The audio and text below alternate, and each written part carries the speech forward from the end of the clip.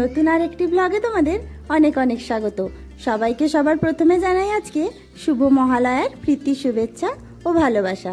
আশা করি তোমরা সবাই খুব ভালো আছো, আমরাও খুব ভালো আছি। তো আজকে মহালয়ার দিনটাই দেবীপক্ষের সূচনা হলো, তো বেশ ভালোই লাগছে আজকের সকালটা। অন্য দিনের তুলনায় যেন একটু অন্যরকমই মনে হচ্ছে।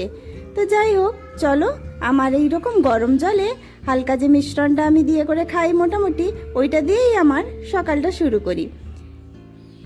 না, মহালয়া এসে গেলেই মনে হতো এই একদম পুজো পৌঁছে গিয়েছে, কিন্তু এখনকার ওয়েদার না আর সেই পুজোর জানানটা সেইভাবে দেয় না। শরৎকালের আকাশ এভাবে দেখাই যায় না আজকাল। গত 2-3 বছর হলো প্রায় দেখছি এরকমই চলছে। এখনও তো কীরকম যেন আকাশটা মেঘলা মেঘলা। তো যাই হোক, ওই সব কথা বাদ দাও, এখন আমরা পুজোর দিকেই মন দেব। সে বৃষ্টি হোক, ঝড় হোক, আর যাই খুশি হয়ে যাক।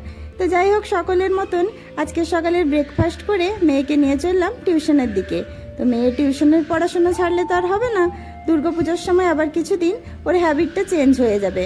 তো চলো, ওকে টিউশনে ছেড়ে দিয়ে এসেই আমি দুপুরে রান্নাবান্না শুরু করে দেবো। দুপুরে আজকে কিছুই করব না, নর্মাল ডাল ভাজাভাজি আর ভাত বানিয়ে দিয়েই আজকে আমরা মা মেয়ে মিলে খেয়ে দেব। কিন্তু খাবারটা ভাবছি আজকে একটু অন্যরকমভাবে সাজিয়ে নেব। অনেক দিন তো কলা পাতার ওপরে খাওয়াই হয় না। এইরকম বিভিন্ন রকম রং বেরঙের থালাতে খেতে খেতে আমরা অভ্যস্ত হয়ে পড়েছি। তাই বাড়ির সামনেই একটা ছোট্ট মতন কলা গাছ হয়েছিল, ওই কলা গাছের পাতাগুলো তুলে এনে ভালো করে ধুয়ে আজকে ভাবছি একটু থালাটা ভালো করে ডেকোরেট করেই খাবো। তো সঙ্গে থেকো আমার ব্লগটাই আর দেখতে থাকো আমি কিভাবে থালাটা সাজিয়ে করে আজকের দিনটাকে উপভোগ করে নিই। দুপুরে রান্নাবান্না শেষ হয়ে গেছে আর মেয়ের টিউশনের ছুটিরও সময় হয়ে গেল।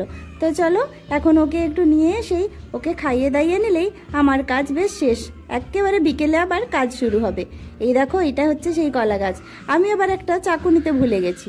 চাকু নিলে ভালোভাবেই কাটা যেত, কিন্তু যাই হোক হাত দিয়েই ভেঙে নিলাম। খানিকটা সময় লেগেছিল অবশ্য, চাকু হলে ঝটফট কাটা হয়ে যেত। আসলে কলা গাছের ওই ডাঁটাটা বড্ড বেশি শক্ত হয়। শক্ত ঠিক নয়, মানে যতই তুমি মুড়তে চাও ছেঁড়া যাবে না ওটা।